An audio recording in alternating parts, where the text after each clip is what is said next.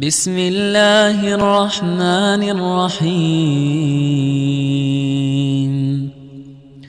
والفجر وليال عشر والشفع والوتر والليل إذا يسر هل في ذلك قسم لذي حجر ألم تر كيف فعل ربك بعاد إرم ذات العماد التي لم يخلق مثلها في البلاد وثمود الذين جابوا الصخر بالواد وفرعون ذي الأوتاد الذين طغوا في البلاد فأكثروا فيها الفساد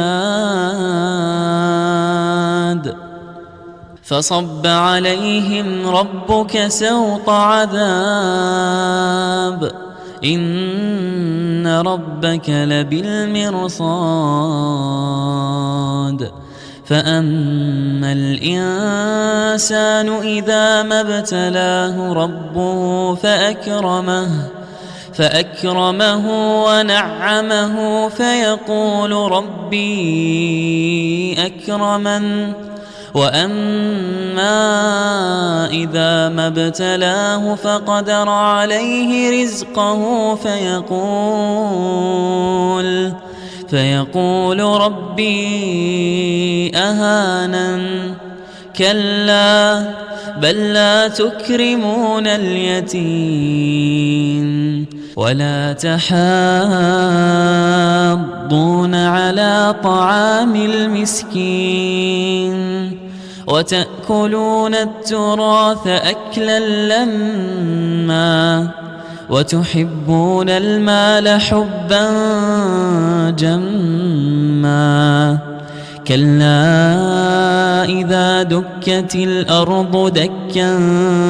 دكا وجاء ربك والملك صفا صفا وجيء يومئذ بجهنم يومئذ يتذكر الإنسان وأنى له الذكرى يقول يا ليتني قدمت لحياتي فيومئذ لا يعذب عذابه أحد ولا يوثق وثاقه أحد يا أيتها النفس المطمئنة ارجعي إلى ربك راضية مرضية